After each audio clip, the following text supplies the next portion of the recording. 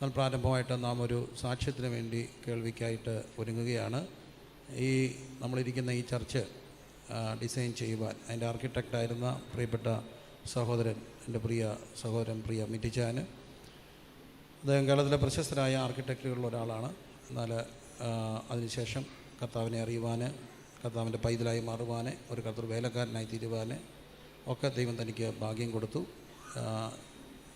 വളരെ പ്രാർത്ഥിച്ചും ഉപവസിച്ചും ദൈവത്തോടൊരു ആലോചനയൊക്കെ ചോദിച്ചാണ് ഈ ചർച്ച് താൻ ഡിസൈൻ ചെയ്യുന്നത്. ഡിസൈനിങ്ങിൻ്റെ അഭിപ്രായങ്ങളൊക്കെ പറയുമ്പോൾ അത് ഉപവസിച്ച് പ്രാർത്ഥിച്ച് ദൈവത്തോടൊരു വെളിപ്പാടൊക്കെ ചോദിച്ചുള്ള ഒരു ഡിസൈനാണ് ഈ അദ്ദേഹം അന്ന് ചെയ്തത്. തന്നെ ഓർത്ത് ഞങ്ങൾ ദൈവത്തിന് സ്തോത്രം ചെയ്യുന്ന നിരന്തരമായിട്ട് പ്രിയപ്പെട്ട ഈ ദിവസങ്ങൾ മിറ്റിച്ചാനെ ഓർത്ത് പ്രാർത്ഥിക്കാറുണ്ട്. ശാരീരികമായ പ്രയാസത്തിലൂടെ താൻ കടന്നു പോകുന്നു. എങ്കിലും സർവശക്തനായ ദൈവം തന്നെ ബലപ്പെടുത്തിക്കൊണ്ടേയിരിക്കുന്നു. ഇതിനിടയിൽ മരണകരമായ അനുഭവങ്ങളിലേക്ക് പലവട്ടം പഴുതി വീണെങ്കിലും കർത്താവ് അവിടെ നിന്നൊക്കെ കരം പിടിച്ച് ഉയർത്തി ഇന്ന് ജീവൻ്റെ സാക്ഷിയായി നമ്മുടെ നടുവിലിരുപ്പാൻ ദൈവടിയാക്കി തോർത്ത് സ്തോത്രം ചെയ്യുന്നു. തൻ്റെ അനുഭവ സാക്ഷ്യങ്ങളെ നമുക്ക് എല്ലാവരും കരം നീട്ടി തൻ്റെ ദാസനെ ഒന്ന് അനുഗ്രഹിച്ച് ബലപ്പെടുത്തി പ്രാർത്ഥിച്ചാൽ. പിതാവെ, ഞങ്ങൾ ഒരുമിച്ച് തൻ്റെ ദാസനെ ബലപ്പെടുത്തി പ്രാർത്ഥിക്കുന്നു.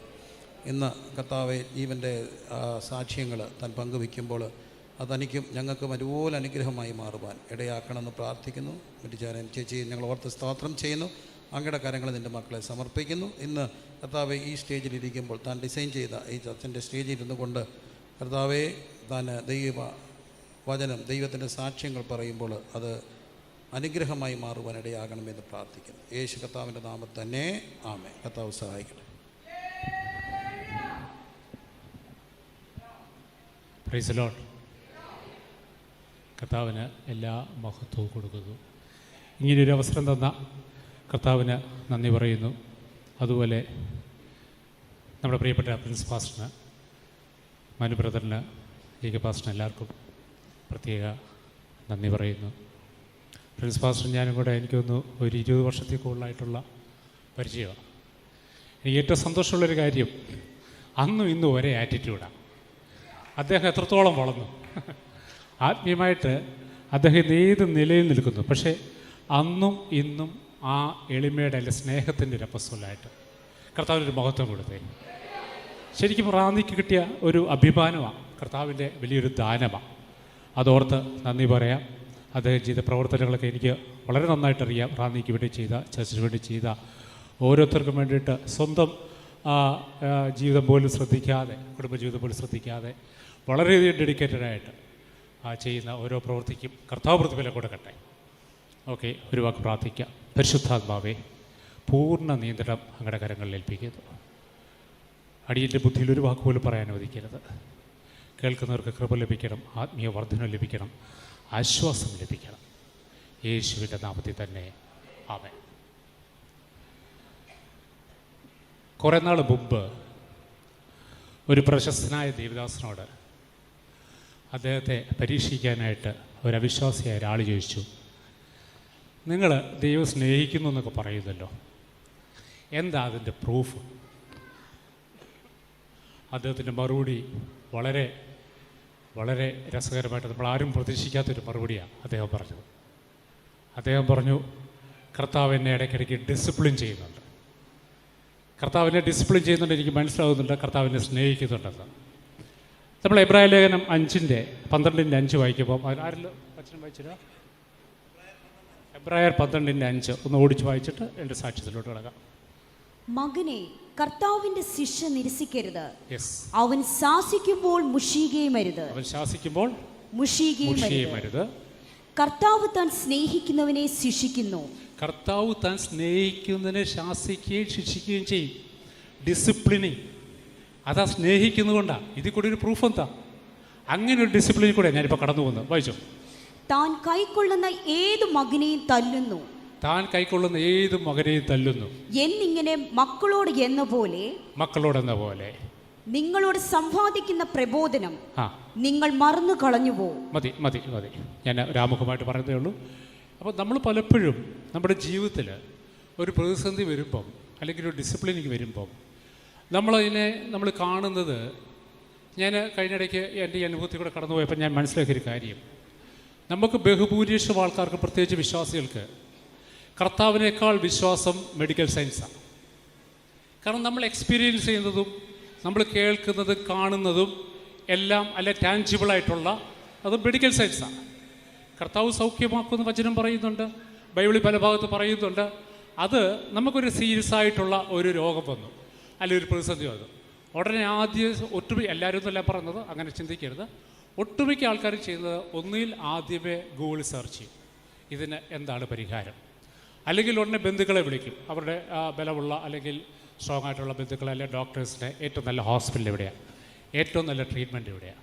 ഇങ്ങനെയാണ് നമ്മുടെ ആശ്രയത്വം.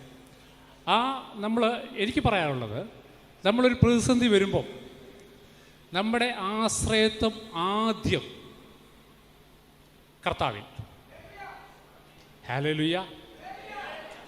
കാരണം ഇത്രയും ഉറപ്പുള്ളൊരു ആശ്രയം വേറെ എവിടെയാണ്? ഞാൻ അനുഭവിച്ച കാര്യമാണ് ഈ പറയുന്നത് കേട്ടോ. എന്നെ അറിയാവുന്നവരൊക്കെ ഇവിടെ ഇരിപ്പട്ടെ, നമ്മുടെ മനു ബ്രദർ ഇരിപ്പട്ടെ, നമ്മുടെ മധു ബ്രദർ ഇരിപ്പട്ടെ. ഞാൻ കഴിഞ്ഞ മാസം ഈ സമയം മെഡിക്കൽ സയൻസ് പ്രകാരം ഞാൻ മരിച്ചതാണ്. എൻ്റെ എല്ലാ ഓർഗൻസും ഡൗണായി. എന്നെ പത്തനംതിട്ട മുത്തൂറ്റുന്ന ആംബുലൻസിൽ എന്നെ തിരുവല്ല ബിലീവേഴ്സിൽ കൊണ്ടുപോയി. അവിടെ ചെന്നപ്പോൾ ഡിറ്റയർഡ് ഡോക്ടർ പറഞ്ഞു കിഡ്നി എല്ലാം ഫെയിലായി, നേരെ IC പോകുന്നു, അവിടുന്ന് വെന്റിലേറ്ററിൽ പോകുന്നു, പിന്നെ അവിടുന്ന് അങ്ങ് പൊക്കോളും. അപ്പോൾ അതിനു മുമ്പ് ഒരു 3-4 മാസം ഓഗസ്റ്റിൽ ഒരു കുഴപ്പമില്ലാതെ ആരോഗ്യമൊക്കെ നന്നായിട്ടിരിക്കുന്നു. അപ്പോൾ എൻ്റെ യൂറിലൊരു യെല്ലോ കളർ ഞാൻ കാണുന്നുണ്ട്. അപ്പോൾ എന്തോ മരുന്ന് കഴിച്ചതിൻ്റെ ആണെന്ന് ഓർത്തു. അങ്ങനെ ഞാനൊരിക്കൽ ജിമ്മിൽ വർക്കൗട്ട് ചെയ്യുമ്പോൾ നമ്മുടെ മധു ബ്രദർ ഉടനെ, ഞങ്ങൾ വലിയ ഫ്രണ്ട്സാണ്. അപ്പോൾ മധു ബ്രദർ എന്നോട് പറഞ്ഞ്, സൗര കണ്ണ് മുഴുവൻ മഞ്ഞിച്ചിരിക്കുന്നല്ലോ, ഒന്ന് ടെസ്റ്റ് ചെയ്യും, ബിലിറുബിൻ ഒന്ന് ടെസ്റ്റ് ചെയ്യും. എനിക്ക് ബിലിറുബിൻ എന്താണെന്ന് പറഞ്ഞാൽ എനിക്കറിയില്ല. കാരണം എനിക്ക് മെഡിക്കൽ സയൻസിനോട് അത്ര ഞാനങ്ങനെ അന്വേഷിക്കാറില്ല. ഞാനെപ്പോഴും കർത്താവിലൊക്കെ ആശ്രയിക്കും. അറിയില്ല എന്നല്ല ഞാൻ പറയുന്നത്, പക്ഷെ ചില അറിവുകൾ നമ്മുടെ വിശ്വാസത്തിന് തടസ്സമാവും. നമ്മൾ ഈ മെഡിക്കൽ ഫാക്ട്സ് എപ്പോഴും ശ്രദ്ധിച്ചോണം. മെഡിക്കൽ ഫാക്ട്സ് നമ്മുടെ മനസ്സിലോട്ട് രജിസ്റ്റർ ആയിക്കഴിഞ്ഞാൽ നമ്മൾ അത് ഓർത്തുകൊണ്ടിരിക്കും, അത് ധ്യാനിച്ചുകൊണ്ടിരിക്കും, കർത്താവിന് പ്രവർത്തിക്കാൻ നമ്മൾ തടസ്സമായിട്ട് നിൽക്കും. അപ്പം ഞാൻ ഈ കാര്യങ്ങൾ ഞാൻ പോയി ടെസ്റ്റ് ചെയ്തു. ബിലിറുബിൻ 12. അപ്പോൾ പത്തനംതിട്ട മുത്തൂറ്റ് മെഡിക്കൽ സൂപ്രണ്ടൻ്റ് എൻ്റെ ഫ്രണ്ടാണ്. ഡോക്ടർ ജിനു, അവിടുത്തെ അഡ്മിനിസ്ട്രേറ്റർ അനീഷ, അവരെല്ലാം എൻ്റെ ഫ്രണ്ട്സാണ്. അവരെന്നോട് പറഞ്ഞ് പെട്ടെന്ന് വരാൻ പറഞ്ഞു. അവിടെ ചെന്ന് പെട്ടെന്ന് CT സ്കാൻ ചെയ്തു. CT സ്കാൻ ചെയ്തപ്പം അവർക്ക് എന്തോ ഒരു സംശയം.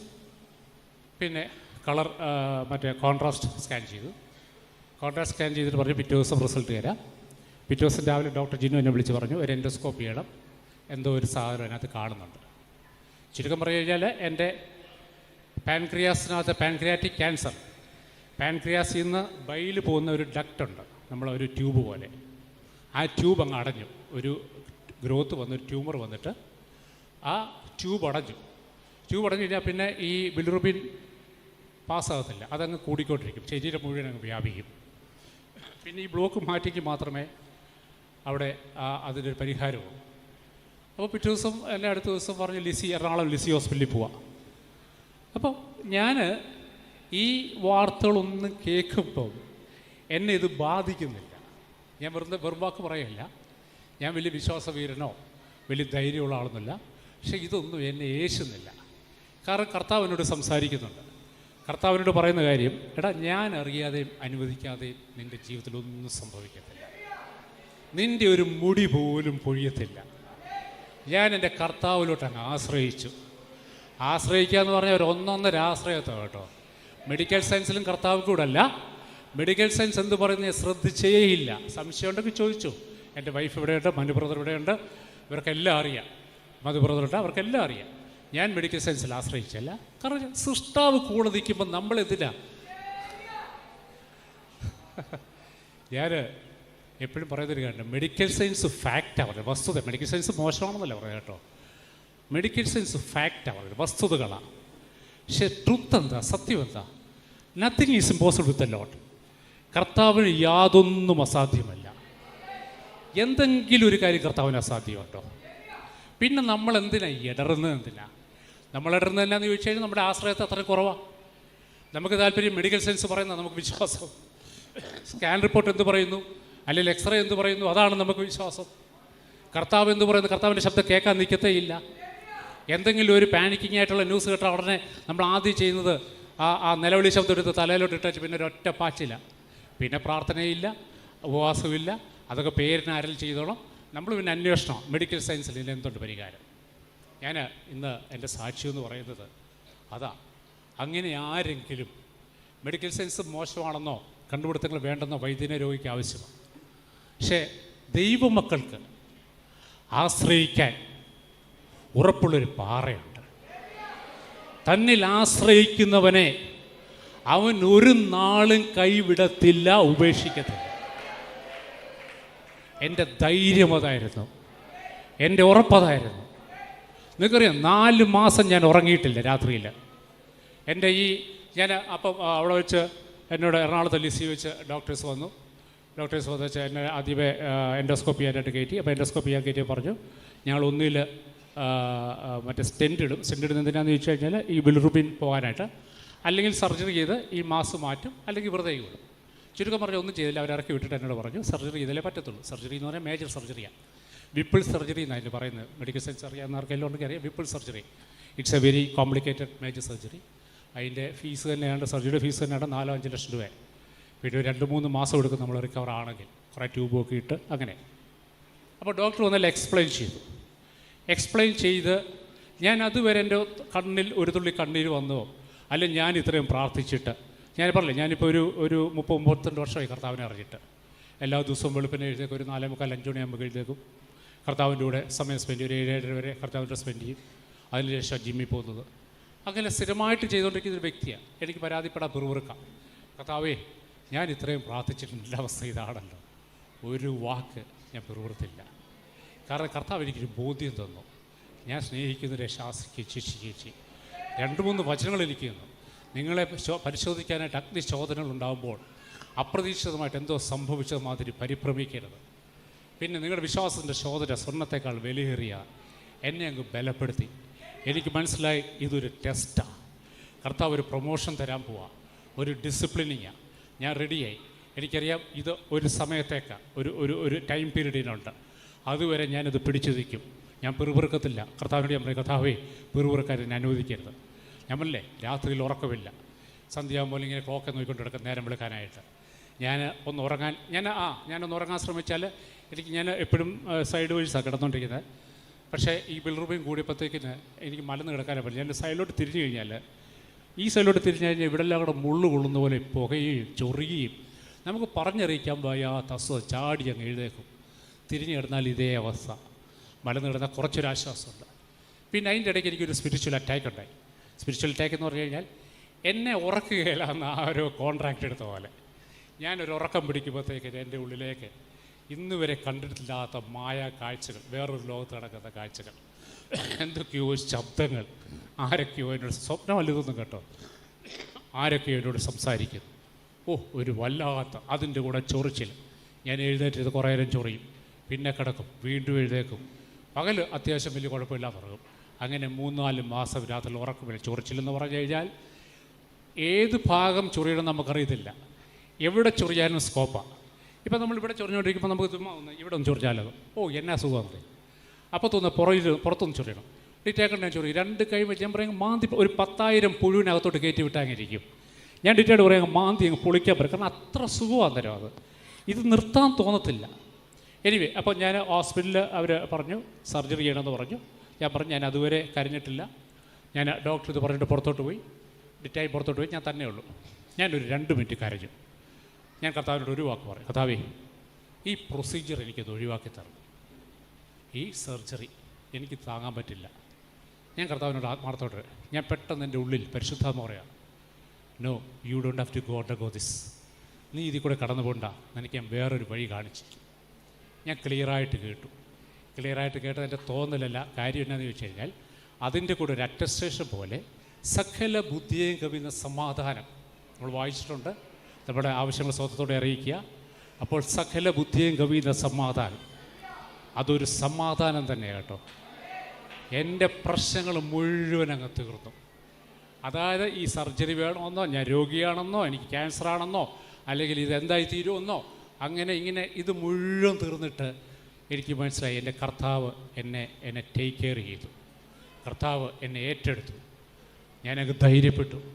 ഞാൻ ധൈര്യപ്പെട്ടതിന് ശേഷം ഞാൻ ഡോക്ടേഴ്സിനോട് പറഞ്ഞു, എൻ്റെ വീട്ടുകാരോട് പറഞ്ഞു, സർജറിയുടെ ആവശ്യമില്ല. എല്ലാവരും ഒരുപോലെ എതിർത്തു. കാരണം ഞാൻ പറയുന്നത് പോഷത്തരമാണ്.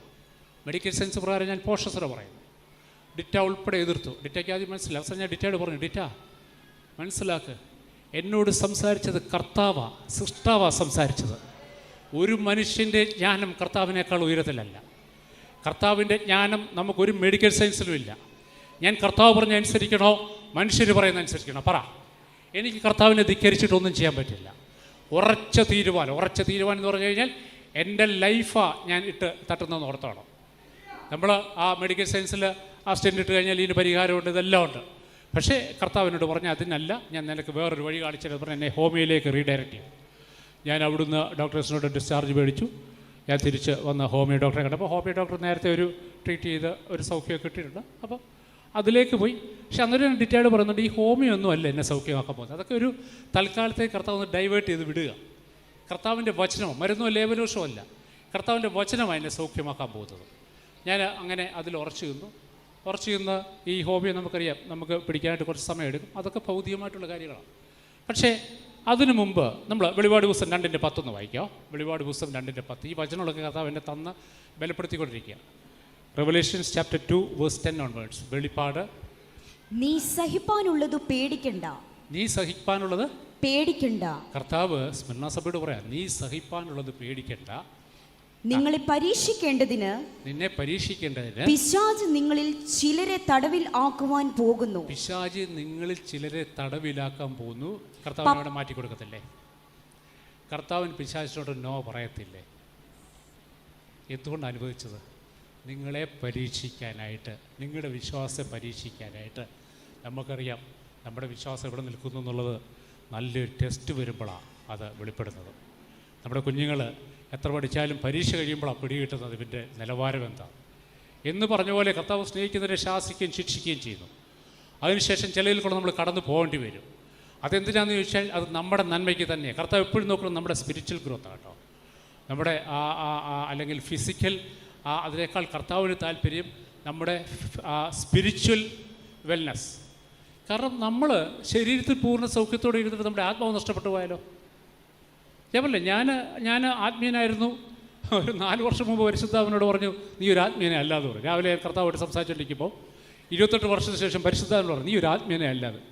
ഞാൻ ചോദിച്ചു, അതെന്താ പരിശുദ്ധാമാവോ? അങ്ങനെ പറഞ്ഞു. അതൊരു അതിനെ കാണിച്ചു തന്നു. റോമർ 8:14. Those who are led by the spirit of God are the children of God. പരിശുദ്ധാത്മാവിനാൽ നടത്തപ്പെടുന്ന ഏവരും അത്രേ ദൈവത്തിൻ്റെ മക്കൾ.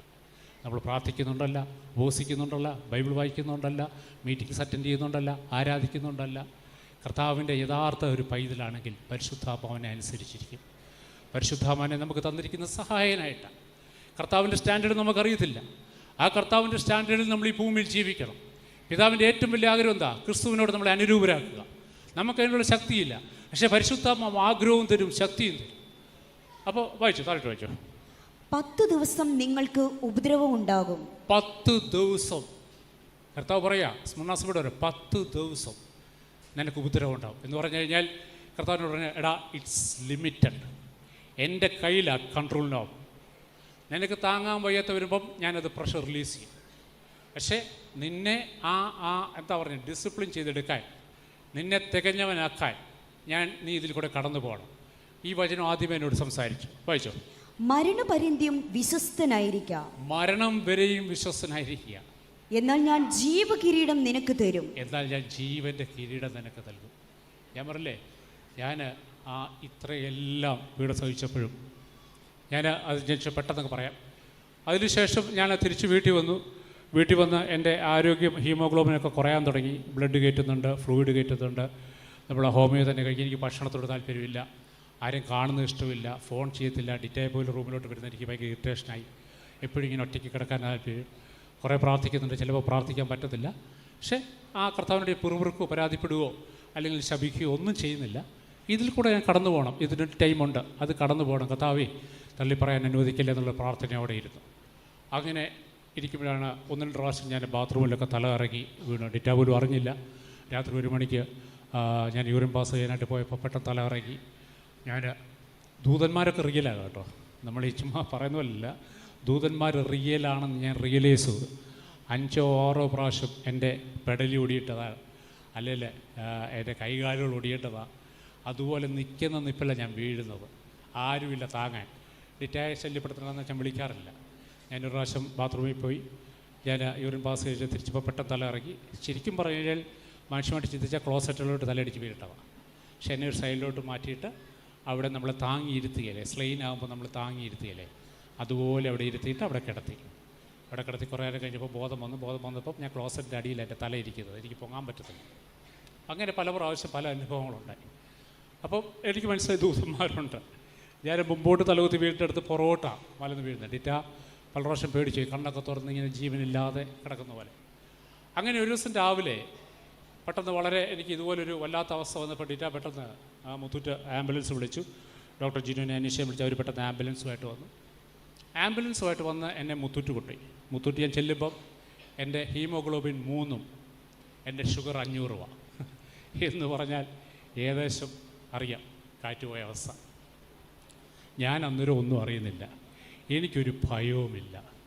എൻ്റെ ഉള്ളിൽ കർത്താവ് തന്ന വലിയൊരു കൃപയെന്താണെന്നറിയാമോ? ഇതിൽ കൂടെയൊക്കെ കടന്നു പോയപ്പോൾ എൻ്റെ ഉള്ളിൽ മരണഭയം കയറുന്നില്ല. എനിക്കറിയാം എൻ്റെ കർത്താവിൻ്റെ കരങ്ങളിലാണ് ഞാൻ. എൻ്റെ കർത്താവ് അറിയാതെയും അനുവദിക്കാതെയും ഒന്നും സംഭവിക്കത്തില്ല. കാരണം ഞാനൊരു ക്രമീകരണം ചെയ്തില്ല. ഞാൻ ആരോടും പറഞ്ഞില്ല ഡിറ്റായി നോക്കിക്കോണം, ഞങ്ങൾക്ക് മക്കളില്ല. അപ്പം ഞാൻ ആരെയും വിളിച്ച് പറഞ്ഞില്ല എനിക്കെന്തെങ്കിലും പറ്റുവാണെങ്കിൽ ഡിറ്റായി നോക്കിക്കോണം. ഡിറ്റായിട്ട് ഞാൻ പറഞ്ഞില്ല നമ്മുടെ ഇതൊക്കെ ഇവിടെയൊക്കെയാണ്, അക്കൗണ്ട് ഇവിടെയൊക്കെയാണ്. അങ്ങനൊരു കാര്യമില്ലല്ലോ. ഞാൻ എന്തിനാ അതിനെക്കുറിച്ചൊക്കെ ചിന്തിക്കുക? എൻ്റെ മനസ്സിലതൊരു ചിന്ത പോയേയില്ല. എനിക്ക് വല്ലതും പറ്റിയാലോ? എനിക്കൊന്നും പറ്റത്തില്ല. എൻ്റെ ജീവൻ എൻ്റെ കർത്താവിൻ്റെ കയ്യിലാണ്. എൻ്റെ ധൈര്യം എന്താണെന്നറിയോ? ലാസറിൻ്റെ കാര്യം മരിച്ച് 4 ദിവസമാണ് കർത്താവ് വെയിറ്റ് ചെയ്തത്. എന്തിനാണെന്നറിയാം? ആരും ഒരു ഡൗട്ട് പറയരുത്. അപ്പോൾ എനിക്ക് മനസ്സിലായി, ഏതവസ്ഥയിൽ എൻ്റെ ജീവൻ പോയാലും ഏത് പാതാളത്തിൽ പോയാലും കർത്താവ് ഒന്ന് ഞൊടിച്ചാൽ മതി, കം ബാക്ക്. വരാതിരിക്കാൻ പറ്റുമോ? എൻ്റെ ധൈര്യം അതാണ്. ഞാൻ വെറുവാക്ക് പറയില്ല കേട്ടോ. ഞാൻ പറയില്ലേ, ഞാൻ മറ്റൊന്നിലും ആശ്രയിക്കുന്നില്ല. ഞാൻ എൻ്റെ സൃഷ്ടാവിൽ, എൻ്റെ കർത്താവിൻ്റെ കരുതിക്കോളും. ഇത് കഴിയും, ദിസ് ടു വിൽ പാസ്. ആ ഉറപ്പോടെ ധൈര്യത്തോടെ കർത്താവിന് സ്തോത്രം ചെയ്ത് കൊടുക്കുക. ഡിറ്റായി ഞാൻ ബലപ്പെടുത്തുന്നുണ്ട്, ധൈര്യപ്പെടുത്തും. നല്ല ഡിറ്റ പാവം തന്നെ ഇത് കരയുകയും ഡിറ്റയിൽ ഇതെല്ലാം കാണുന്നത്. അങ്ങനെ മുത്തൂറ്റ് കൊണ്ട് കയറ്റി ഡോക്ടർ ഒക്കെ റൂമിലോട്ട് ഡ്രസ്സ് ചേഞ്ച് ചെയ്യാനായിട്ട് പോയി. എല്ലാവരും അങ്ങോട്ട് കൊണ്ട് മാറിപ്പോൾ ഡിറ്റ നോക്കിയപ്പോൾ ഞാനിങ്ങനെ ഭിത്തിയിലോട്ട് നോക്കി കണ്ണ് തുറന്നിങ്ങനെ കിടക്കുക. അപ്പോൾ ഡിറ്റ ആദ്യോർത്ത് ഞാനെന്തോ ആലോചിക്കാം. കുറച്ച് കഴിഞ്ഞ് നോക്കുമ്പോൾ ശ്വാസമൊന്നുമില്ല, അനക്കമില്ല. ഡിറ്റ അവിടുന്ന് നേഴ്സുമാരെ അലച്ച് പോയി വിളിച്ചു. നേഴ്സുമാർ വന്ന് നോക്കിയപ്പോൾ പൾസില്ല, ഒന്നുമില്ല. എന്ന് പറഞ്ഞാൽ ജീവൻ പോയി. അവർ പിന്നെ എല്ലാവരും കൂടി ഓടി വന്ന് CPR ഇതറിയാമല്ലോ, നെഞ്ചത്തിടിച്ചിടിച്ച് വാരിയിലൊക്കെ ഓടിയാകുന്നത് ദൈവത്തിൻ്റെ കൃപ. അങ്ങനെ കുറച്ച് കഴിഞ്ഞപ്പോൾ വീണ്ടും ജീവൻ പടങ്ങി വന്നു. ഞാനിതൊന്നും അറിയുന്നില്ല കേട്ടോ. ഇതൊന്നും കേട്ടിട്ട് എനിക്കൊരു ഭയമായിട്ട് തോന്നിയുമില്ല. കാരണം ഉള്ളിലേക്ക് മരണഭയം കയറാൻ കർത്താവ് അനുവദിച്ചില്ല. ഞാൻ എന്നെ കേൾക്കുന്ന എൻ്റെ സഹോദരങ്ങളെ, എന്നൊരു കാര്യം പറയാം. എത്ര വലിയ പ്രതിസന്ധിയാണെങ്കിലും, എത്ര വലിയ തീച്ചോളയാണെങ്കിലും കർത്താവ് നമ്മുടെ കൂടെയുണ്ടെങ്കിൽ നമ്മൾ കർത്താവിൻ്റെ കരങ്ങളില്ല. എനിക്ക് ആ ഇടയ്ക്ക് കിട്ടിയ വലിയൊരു ബോധ്യം, വലിയൊരു സന്തോഷം എന്നറിയാമോ? എൻ്റെ ജീവൻ എൻ്റെ നിയന്ത്രണത്തിലല്ല. ഇതിപ്പോൾ പറയാൻ ഒരു സന്തോഷമുണ്ടോ? എൻ്റെ ജീവൻ എൻ്റെ കർത്താവിൻ്റെ നിയന്ത്രണത്തിലാണ്. നമുക്കെന്ത് ചെയ്യാൻ പറ്റും? നമുക്ക് എത്രത്തോളം നിയന്ത്രിക്കാൻ പറ്റും? അത് വലിയൊരു തിരിച്ചറിവായിരുന്നു. ഞാൻ പൂർണ്ണമായിട്ട് കർത്താവ് എന്നാ പിടിച്ചു. കർത്താവ് നിയന്ത്രിച്ചു. കർത്താവിന് എന്നെക്കുറിച്ചൊരു പദ്ധതിയുണ്ട്, പ്ലാനുണ്ട്. വെറുതെ അല്ല ഇതൊന്നും നടക്കുന്നത്. അത് മുഴുവൻ എൻ്റെ കർത്താവിൻ്റെ പൊന്നുനാമ മഹത്വത്തിനായിട്ട് തീരണം. എൻ്റെ വിശ്വാസം, പലരും പറഞ്ഞു മിറ്റിയുടെ വിശ്വാസം മിറ്റിക്ക് ഭയങ്കര അങ്ങനെ പോലെ അങ്ങനെ. ഞാൻ പറയില്ല, മിറ്റിയുടെ വിശ്വാസമൊക്കെ കണക്കാണ്. കർത്താവ് തന്ന വിശ്വാസം, കർത്താവ് എന്നെ ബലപ്പെടുത്തി, ശക്തിപ്പെടുത്തി, ധൈര്യപ്പെടുത്തി. ആ പരിശുദ്ധാത്മാ ഉള്ളിൽ ഭയപ്പെടേണ്ടടാ, ഞാൻ നിൻ്റെ കൂടെയുണ്ട്, ഞാൻ നിന്നെ വിടുവിക്കും, ഞാൻ നിന്നെ സൗഖ്യമാക്കും, നീ മടങ്ങി വരും, നീ മടങ്ങി വന്ന് എൻ്റെ സാക്ഷിയാകും എന്ന നല്ല ഉറപ്പാണ് എനിക്ക്. അപ്പോൾ അങ്ങനെ മുത്തൂറ്റ് ഇടിച്ചിടിച്ചിത് വന്നു. അതിനുശേഷം എൻ്റെ ഡിറ്റയുടെ ബ്രദേഴ്സുണ്ട് 2 പേര്. അവർ 2 പേരോട് ഞാൻ അറിയാതെ അവർ തിരുവല്ല ബിലീവേഴ്സിൽ പോയി അവിടുത്തെ ഡോക്ടറെ കണ്ട്, ഡോക്ടർ ദീപകരെ കണ്ട് ഞാൻ അറിയാതെ അവർ അപ്പോയിൻമെൻ്റ് എടുത്തു. പിറ്റേ ദിവസം കൊണ്ടുപോയിട്ട് സ്റ്റെൻറ്റ് ഇടാനായിട്ടാണ്. ഞാൻ പിറ്റേ ദിവസം രാത്രിയിലാണ് ഞാൻ അറിയുന്നത്. പിന്നെ ഞാൻ എതിർക്കാൻ പോയില്ല. കാരണം അപ്പോഴത്തേക്കിന് ഒരു 1.5 മാസമായി ഞാൻ ഇതിൽ കൂടെ കടന്നു പോവാം. അപ്പോൾ എൻ്റെ ഉള്ളിൽ ഒരു ബോധ്യം വന്നു, ആ ടൈം പീരീഡ് കഴിഞ്ഞു. കർത്താവ് അനുവദിച്ചിരുന്ന ആ ഒരു ടൈം പീരീഡ് കഴിഞ്ഞു. അപ്പോൾ ഞാൻ അതുകൊണ്ട് അത് എതിർത്തില്ല. അപ്പോൾ എല്ലാവരും ചോദിക്കുന്ന പിന്നെ ആദ്യം ചെയ്താൽ പോരുന്നു. ആദ്യം ചെയ്ത് കഴിഞ്ഞാൽ കർത്താവിൻ്റെ ഡിസിപ്ലിനിങ് ഇങ്ങനെ നടക്കുന്നത്.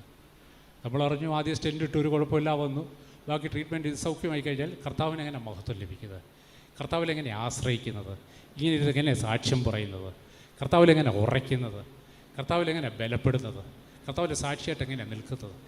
അപ്പോൾ ആ കർത്താവ് പറഞ്ഞ പോലെ അത് വായിക്കാം. അത് വായിച്ചത് വെളിപാട് പുസ്തകം 2 10 ദിവസത്തേക്ക് വെളിപ്പാട് 2-ാം അധ്യായം 10 മുതൽ. നീ സഹിപ്പാനുള്ളത് പേടിക്കണ്ട, നിങ്ങളെ പരീക്ഷിക്കേണ്ടതിന് പിശാച് നിങ്ങളിൽ ചിലരെ തടവിലാക്കുവാൻ പോകുന്നു. 10 ദിവസം നിങ്ങൾക്ക് ഉപദ്രവം ഉണ്ടാകും. മരണപര്യന്തം വിശ്വസ്തനായിരിക്കാം, എന്നാൽ ഞാൻ ജീവകിരീടം നിനക്ക് തരും. അപ്പം നമ്മൾ കർത്താവിനോട് വിശ്വസ്തരായിരുന്നു കഴിഞ്ഞാൽ നമുക്ക് ആത്മീയമായിട്ട് വലിയ പ്രതിഫലമാണ്, വലിയ റിവാർഡാണ് കേട്ടോ. നമ്മൾ പലപ്പോഴും ഓർക്കും ഇത് മറ്റുള്ളവർക്കും ഇതൊരു കുഴപ്പമില്ല, ഇത്രയും പ്രാർത്ഥിച്ചിട്ട് എനിക്കെത്താ ഇങ്ങനെ വന്നത്. പക്ഷേ കർത്താവ് ജീവൻ്റെ കിരീടം തരാനായിട്ടാണ് ഇതിൽ കൂടെയൊക്കെ കടന്നു പോകാൻ അനുവദിക്കുന്നത്. നമ്മളിത് കേട്ടോണ്ട് ആരും പേടിക്കേണ്ട കേട്ടോ. ഇപ്പോൾ ഇനി നാളെ പിശാച് പിടിച്ച് നമ്മളെ തടവിലിടും, അല്ലെങ്കിൽ അങ്ങനെ ഇങ്ങനെയൊന്നും പറഞ്ഞ് പേടിപ്പിക്കാനല്ലേ പറഞ്ഞത്. ഞാൻ എൻ്റെ അനുഭവങ്ങൾ പറയുക, അത് മറ്റുള്ളവർക്ക് വരണമെന്ന് നിർബന്ധമൊന്നുമില്ല. കർത്താവിൻ്റെ പ്ലാൻ ഡിഫറൻറ്റാണ്. അപ്പോൾ അതിനുശേഷം എന്നെ തിരുവല്ല ബിലിവേഴ്സിൽ കൊണ്ടുപോയി. അവിടെ ബിലിവേഴ്സിൽ ചെല്ലുമ്പം ഡോക്ടേഴ്സ് ഡീറ്റെയിൽഡ് പറഞ്ഞു. അപ്പോൾ അതിൻ്റെ ഓർഗൻസ് എല്ലാം ഡൗൺ ആയി കേട്ടോ. മുത്തൂറ്റിന്ന് പോകുമ്പോഴത്തേക്കിന് എൻ്റെ കിഡ്നി ഇതെല്ലാം ലിവറിനകത്തൊക്കെ വെള്ളം കയറ്റി, കാരണം അത്രയും ഹീമോഗ്ലോബിൻ താന്നു, ഓർഗൻസ് എല്ലാം ഡൗൺ ആയി. അപ്പോൾ ബിലിവേഴ്സിൽ ചെന്ന് എന്നെ നേരെ അകത്തോട്ട് കയറ്റിയപ്പോൾ ഡോക്ടർ ഡീറ്റെയിൽഡ് പറഞ്ഞു നേരെ ICUയിലോട്ടാണ് പോകുന്നത്, കിഡ്നി ഫെയിലായി, ഇനി ICUന്ന് നേരെ വെന്റിലേറ്ററിൽ പോകും, പിന്നെ അവിടുന്ന് അങ്ങ് പൊക്കോളും പറഞ്ഞു. ഡിറ്റാ പറഞ്ഞില്ല, അങ്ങനെയൊന്നും പോകത്തില്ലത്. എനിവേ അടുത്ത 2 ദിവസം അവിടെ വെയിറ്റ് ചെയ്തിട്ട് 3-ാമത്തെ ദിവസം സ്റ്റെൻറ്റ് ഇടാം. ആദ്യം പറഞ്ഞ് സ്റ്റെൻറ്റ് ഇടാൻ പാടാണ്, അതാണ് ഇതാണെന്നൊക്കെ പറഞ്ഞു.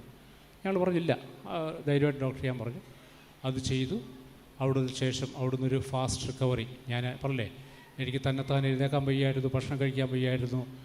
എന്നെ ICUയിൽ വല്ലാത്തൊരു പാട് ICUയിൽ 3-4 ദിവസം നമ്മൾ ചുറ്റും കിടക്കുന്ന രോഗികൾ കരച്ചിലും പിഴിച്ചിലും, ഉറങ്ങാൻ പറ്റത്തില്ല, അവിടുത്തെ ശബ്ദവും. ഞാൻ അവസാനം ഡോക്ടേഴ്സിൻ്റെ കാല് പിടിച്ച് എന്നെ റൂമിലോട്ടൊന്ന് മാറ്റാൻ. അവസാനം സ്റ്റെൻറ്റ് ഇട്ട്, സർജറി ചെയ്തില്ല, സ്റ്റെൻറ്റ് ഇട്ടു.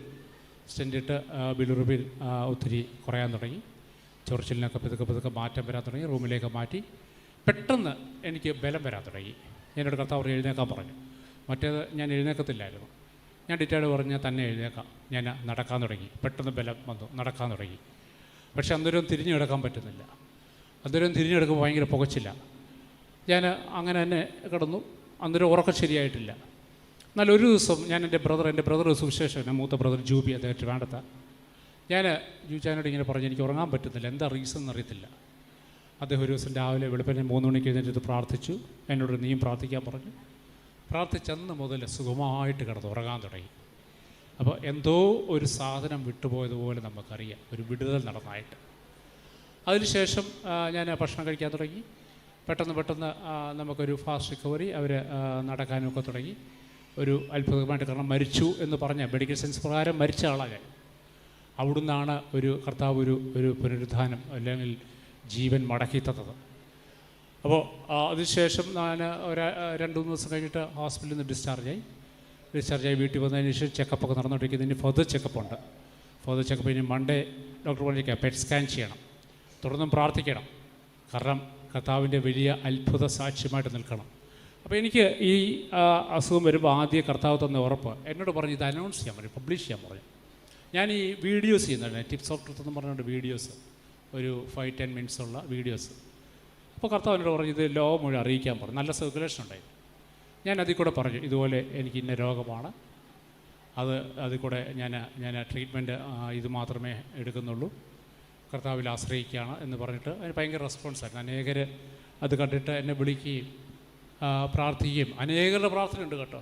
ഒരു വചനം കൂടെ ഒന്ന് വായിക്കുക. 2 കൊരിന്ത്യർ 1:8 മുതൽ 11 വരെ. 2 കൊരിന്ത്യർ 1:8 മുതൽ 11 വരെ. സഹോദരന്മാരെ, ആസിയിൽ ഞങ്ങൾക്ക് ഉണ്ടായ കഷ്ടം വായിച്ചോ. നിങ്ങൾ അറിയിക്കാതിരിപ്പാൻ ഞങ്ങൾക്ക് മനസ്സില്ല. ജീവനോടിരിക്കുമോ എന്ന് നിരാശ തോന്നുമാറ് ഞങ്ങൾ ശക്തിക്ക് മീതെ അത്യന്തം ഭാരപ്പെട്ടു. ജീവനോടെ ഇരിക്കുമെന്ന് പോലും ഞങ്ങൾ ഭയപ്പെട്ടു. വായിച്ചോ.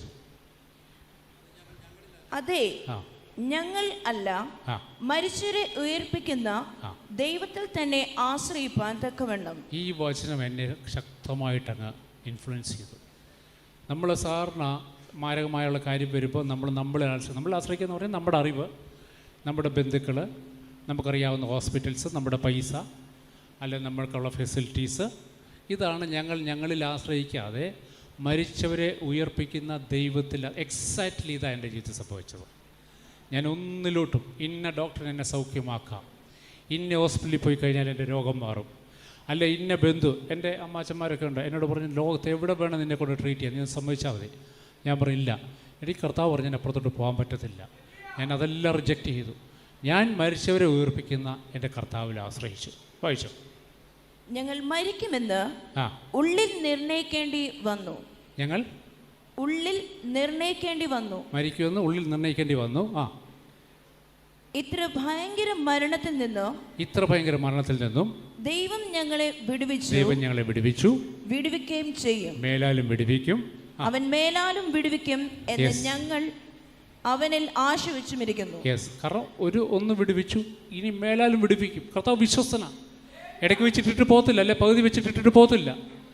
ഉറച്ചോണം.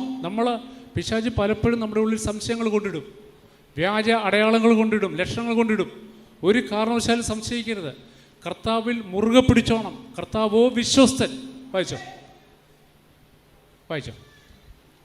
അതിനു നിങ്ങളും ഞങ്ങൾക്ക് വേണ്ടിയുള്ള പ്രാർത്ഥനയാൽ, അങ്ങനെ നിങ്ങൾ ഞങ്ങൾക്ക് വേണ്ടിയുള്ള പ്രാർത്ഥനയാൽ തുണയ്ക്കുന്നുണ്ടല്ലോ. അങ്ങനെ പലർ മുഖാന്തരം ഞങ്ങൾക്ക് കിട്ടിയ കൃപയ്ക്കു വേണ്ടി, ഞങ്ങൾക്ക് കിട്ടിയ വിടുതലിന് വേണ്ടി പലരാലും ഞങ്ങൾ നിമിത്തം സ്തോത്രമുണ്ടാകാൻ ഇടവരും. അതാ ഇപ്പോൾ സംഭവിച്ചുകൊണ്ടിരിക്കുന്നത്. എനിക്കറിയാം നിങ്ങളുടെ എല്ലാം പ്രാർത്ഥനയുണ്ട്. എന്നോട് കഴിഞ്ഞ ദിവസം പ്രിൻസ് പാസ്റ്ററും സഹോദരിയുടെ വീട്ടിൽ വന്നു. അപ്പോൾ സഹോദരി ഇടയ്ക്കിടയ്ക്ക് ഹോസ്പിറ്റലിൽ വരുമായിരുന്നു. ആശ്വസിപ്പിക്കാൻ ജയിക്ക് പാസ്റ്ററും സഹോദരിയോട് വരുമായിരുന്നു. മനു ബ്രദർ മിക്കവാറും ദിവസം എന്നെ വിളിക്കും, പറയും എല്ലാ ദിവസവും രാവിലെയും എല്ലാം മീറ്റിങ്ങിനും എനിക്ക് വേണ്ടി പ്രാർത്ഥിക്കുന്നുണ്ട്. അനേകരുടെ പ്രാർത്ഥനയുടെ ഫലമായി ദൈവം തരുന്ന വിടുതലിന് അനേകർ സ്വത്രം അർപ്പിക്കാനിടയാവും. അതാ സംഭവിച്ചുകൊണ്ടിരിക്കുന്നത്. ഞാൻ സാക്ഷി ക്ലോസ് ചെയ്യുക. ഇനി മൺഡേ പെറ്റ് സ്കാനുണ്ട്. തുടർന്നും പ്രാർത്ഥന ആവശ്യമാണ്. സഭയുടെ ശ്രദ്ധേറിയ പ്രാർത്ഥന വളരെ എഫക്റ്റീവാണ്. ഞങ്ങളെല്ലാവരും പ്രാർത്ഥിക്കണം.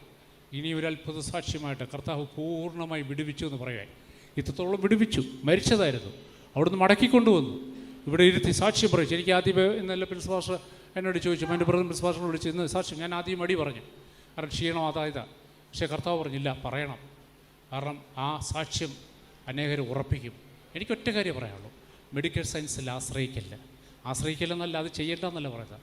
അതിനുപരി മരിച്ചവരെ ഉയർപ്പിക്കുന്ന കർത്താവിലൊന്ന് ആശ്രയിക്കും. നമ്മൾ മക്കളാണ്, അവകാശികളാണ്. ദൈവമേ എന്നുള്ള ഫോമൽ റിലേഷൻഷിപ്പ് ഒന്ന് മാറ്റുക.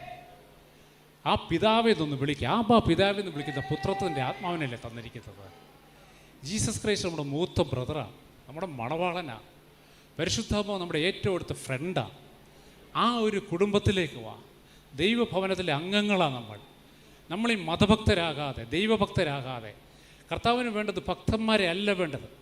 കർത്താവിന് വേണ്ടത് തന്നെ അനുസരിക്കുന്ന മക്കളെയാണ് വേണ്ടത്. ഭക്തന്മാർ മതിയായിരുന്നെങ്കിൽ ദൂതന്മാരെ ഉണ്ടായിരുന്നു. കർത്താവ് പറയുന്നത് എതിരായിട്ട് ഒന്നും ചെയ്തില്ല, അല്ലെ റോബോട്ട്സിനുണ്ടാക്കിയാൽ മതി. പക്ഷേ പരിശുദ്ധാത്മാവിൻ്റെ സഹായത്തോടെ ദൈവ ഇഷ്ടം എന്താണെന്ന് അന്വേഷിച്ച് യേശുക്രിസ്തു ഈ ഭൂമിയിൽ എങ്ങനെയാണ് ജീവിച്ചത്? സ്വന്തമായിട്ടൊന്നും ചെയ്തില്ല. പിതാവിൻ്റെ ഇഷ്ടം പരിശുദ്ധാത്മാവിൽ കൂടെ മനസ്സിലാക്കി. അതാ യേശുക്രിസ്തു പറഞ്ഞു, പിതാവിൻ്റെ ഇഷ്ടം ചെയ്യുന്ന എൻ്റെ ഭക്ഷണവും പാനീയം. അപ്പോൾ അതിലേക്ക് നമ്മൾ ആ ഒരു ബന്ധം, നിങ്ങൾ വന്നിട്ടില്ലെന്നല്ല പറഞ്ഞിരിക്കാൻ പ്രിൻസ് പാസ്റ്റർ ഏറ്റവും നല്ല രീതിയിലാണ് ആ ഒരു സ്പിരിച്വൽ ബോധ്യങ്ങൾ നിങ്ങൾക്ക് തരുന്നത്. ഒന്നുകൂടെ ഒന്ന് ഉത്സാഹിപ്പിക്കാം. കർത്താവുമായിട്ട് വ്യക്തിപരമായൊരു ബന്ധം. ഞാൻ എപ്പോഴും പറയും, ഡീപ്പ് റൊമാൻറ്റിക് പേഴ്സണൽ റിലേഷൻഷിപ്പ്. അവിടെ ഒരു ഭയമോ, തികഞ്ഞ സ്നേഹം ഭയത്തെ പുറത്താക്കുന്ന വചനം പറയുന്നത്. നമ്മളെ ക്ലോസ് റിലേഷൻഷിപ്പ് വന്നു കഴിഞ്ഞാൽ പിന്നെ ഭയം വരത്തില്ല, ഭയത്തിൽ ദണ്ഡനമുണ്ട്. അപ്പോൾ കർത്താവുമായിട്ട് വ്യക്തിപരമായ ബന്ധത്തിൽ വാ.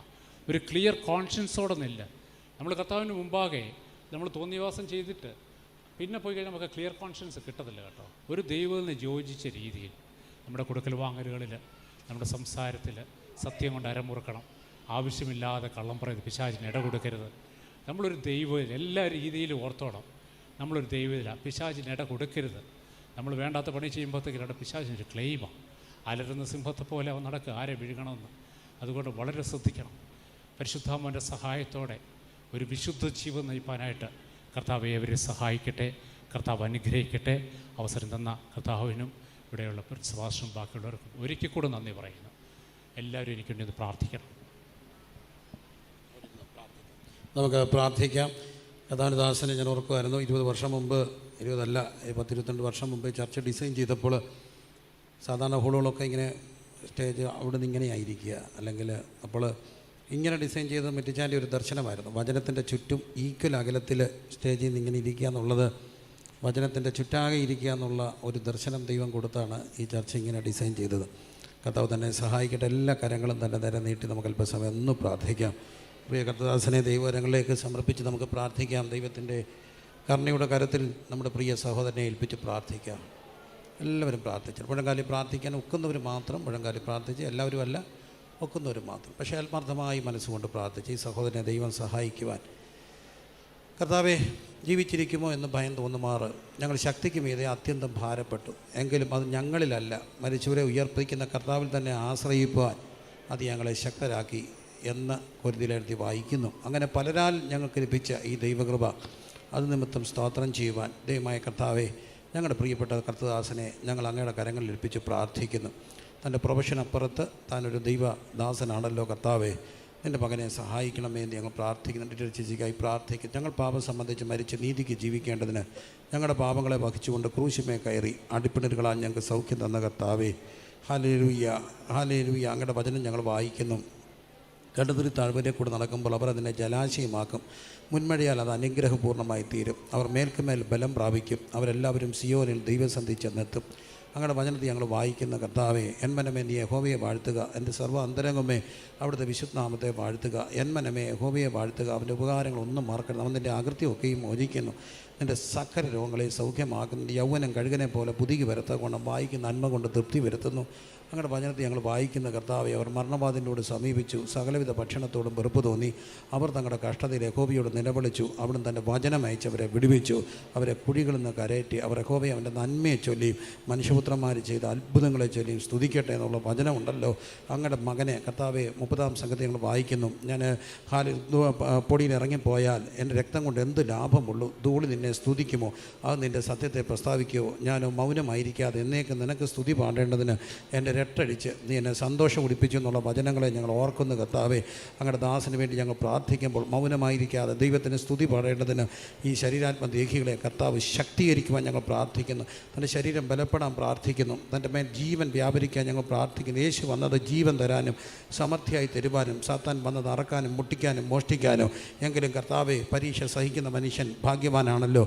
അങ്ങയുടെ ഡിസിപ്ലിൻ എല്ലാ കർത്താവെ എൻ്റെ പ്രൊസീജിയേഴ്സിനായി, പ്രോസസ്സിനായി സ്തോത്രം ചെയ്യുന്നതുകൊണ്ട് ഞങ്ങൾ സഭയായി കർത്താവെ ആയിരക്കണക്കിന് പേര് ഒരുമിച്ച്, ഒപ്പം തന്നെ യൂട്യൂബിലൂടെ കർത്താവെ കാണുന്നവരെല്ലാവരും ഒരുമിച്ച് നിൻ്റെ മകന് വേണ്ടി പ്രാർത്ഥിക്കുന്ന ഈ സമയത്ത് ബലഹീനമായ ഈ ശരീരത്തിന്മേൽ ഒരു ബലം വ്യാപരിക്കുവാൻ, രോഗബാധിതമായ കർത്താവെ അവയവങ്ങളുടെമേൽ ദൈവത്തിൻ്റെ കൃപയുടെ കടാക്ഷം ഉണ്ടാകുവാൻ, സ്പർശനം ഉണ്ടാകുവാൻ ഞങ്ങളെല്ലാവരും ചേർന്ന് എളിയവരായി ഞങ്ങളുടെ എല്ലാ ബലഹീനതകളുടെയും ഞങ്ങളുടെ എല്ലാ കുറവുകളുടെയും ഞങ്ങളുടെ കുറവുകളെ പരിഹരിക്കുന്ന ദൈവത്തിൻ്റെ സന്നിധിയിൽ നിന്നുകൊണ്ട് ഈ ദാസന് വേണ്ടി കർത്താവ് യാക്കോബ് ലേഖനം പറയുന്നു, ഒരുവന് വേണ്ടി ഒരുവൻ പ്രാർത്ഥിച്ചാൽ, പാപങ്ങളെ ഏറ്റുപറഞ്ഞ് പ്രാർത്ഥിച്ചാൽ ഞങ്ങളുടെ കുറവുകളെ ക്ഷമിക്കണമേ. ഞങ്ങളുടെ കുറവുകളെ ഏറ്റുപറഞ്ഞ് പ്രാർത്ഥിച്ച് നിൻ്റെ മകന് വേണ്ടി ഞങ്ങൾ ഒരുമനപ്പെടുന്ന കർത്താവേ, ഐക്യപ്പെടുന്ന കർത്താവേ, ഐക്യപ്പെടുന്ന കർത്താവേ. ദൈവമാണല്ലോ ഏറ്റവും വലിയ ശില്പി, ദൈവമാണല്ലോ ഏറ്റവും വലിയ ആർക്കിടെക്റ്റ്. നിൻ്റെ ശരീരം ഞങ്ങളെ ആർക്കിടെക്റ്റ് ചെയ്ത കർത്താവെ മെനഞ്ഞത് അങ്ങാണല്ലോ. അങ്ങയുടെ കരത്തിൽ നിൻ്റെ മകനെ ഞങ്ങൾ ഏൽപ്പിക്കുമ്പോൾ അങ്ങ് നിൻ്റെ ദാസനെ തൊടണമെന്ന് പ്രാർത്ഥിക്കുന്ന ആണിപ്പഴുതുള്ള കരം കൊണ്ട് തന്നെ തൊട്ടുവാൻ ഞങ്ങൾ പ്രാർത്ഥിക്കുന്നു. തൻ്റെ പാൻക്രിയാസിൻ്റെ മേൽ, തൻ്റെ കർത്താവെ ലിവറിൻ്റെ മേൽ, തൻ്റെ ഓരോ ആന്തരിക അവയവങ്ങളുടെ മേൽ അങ്ങയുടെ കരം വെക്കാൻ ഞങ്ങൾ പ്രാർത്ഥിക്കുന്നു. ഒരുമനപ്പെടുന്ന ഞങ്ങൾ, ഐക്യപ്പെടുന്ന ഞങ്ങൾ, നിൻ്റെ മകന് വേണ്ടി ദൈവസഭ റാന്നിയിലുള്ളവരെല്ലാം ഒരുമിച്ച് ഐക്യപ്പെട്ട് കർത്താവെ, ഈ 21ാമത് റാന്നി കൺവെൻഷൻ്റെ 5-ാം ദിനം റാന്നിക്ക് നിൻ്റെ ദാസനെ ആവശ്യമാണല്ലോ. ഞങ്ങൾ റാന്നിക്കാരെല്ലാവരും ചേർന്ന് ഐക്യമത്യപ്പെട്ട് ഞങ്ങളുടെ പ്രിയ മകന് വേണ്ടി പ്രാർത്ഥിക്കുന്ന കർത്താവെ, ഞങ്ങൾ റാന്നിയിലുള്ള എല്ലാ ദൈവമക്കളും ചേർന്ന് ഞങ്ങളുടെ പ്രിയ സഹോദരന് വേണ്ടി പ്രാർത്ഥിക്കുന്ന കർത്താവെ, ഞങ്ങൾക്ക് റാന്നിക്കാർ ഞങ്ങൾ പ്രാർത്ഥിക്കുന്നു. ഞങ്ങളുടെ സഹോദരനെ തരണേ കർത്താവേ, ആരോഗ്യത്തോടെ തരണേ കർത്താവേ, ബലത്തോടെ തരണേ കർത്താവേ, ജീവനോടെ തരണേ കർത്താവേ, സാക്ഷിയാക്കി തരണേ കർത്താവേ. കർത്താവേ, നിൻ്റെ ജീവൻ്റെ സാക്ഷിയാക്കി നിൻ്റെ മകനെ തരണമേ എന്ന് ഞങ്ങളെല്ലാവരും ഒരുമനപ്പെട്ട് പ്രാർത്ഥിക്കുന്നു കർത്താവേ. അവിടുന്ന് സഹായിക്കണമേ എന്ന് പ്രാർത്ഥിക്കുന്നു. കൃപയുടെ കരത്തിൽ ഏൽപ്പിക്കുന്നു യേശു കർത്താവിൻ്റെ നാമത്തിൽ തന്നെ. ആമേൻ. എല്ലാവരും കരങ്ങളടിച്ച് ദൈവത്തെ ഒന്ന് സ്തുതിച്ചാട്ട്. ഞാൻ പറയാൻ വിട്ടുപോയൊരു കാര്യമുണ്ട്. എൻ്റെ ബിലിറുബിന് എത്ര വരെ വന്നറിയോ? 51 ലോക റെക്കോർഡാണ്. ബിലിറുബിന് സാധാരണ 1 ആണ് അതിൻ്റെ അളവ്. അത് 51 വരെ വന്നിട്ട് ഓർഗൻസ് മുഴുവൻ ഡൗണായി. പക്ഷേ ആ ഓർഗൻസ് മുഴുവൻ കർത്താവ് അത് യഥാസ്ഥാനം കഴിഞ്ഞ ദിവസം ബ്ലഡ് ടെസ്റ്റ് ചെയ്തപ്പോൾ ബിലിറുബിൻ 3 ആയി. 51 എന്ന് 3 വന്നു. എൻ്റെ ക്രിയാറ്റിൻ 3.5 ആയിരുന്നു, അത് 1.1 ആയി. ഹീമോഗ്ലോബിൻ 8 പോയിൻറ്റ് സംതിങ് ആയി. എന്ന് പറഞ്ഞാൽ എല്ലാം പഴയതുപോലെ കർത്താവ് നോർമലാണ്. കർത്താവിന് മഹത്വം. കരങ്ങളടിച്ച് എല്ലാവരും ദൈവത്തെ ഒന്ന് സ്തുതിച്ചാട്ട്.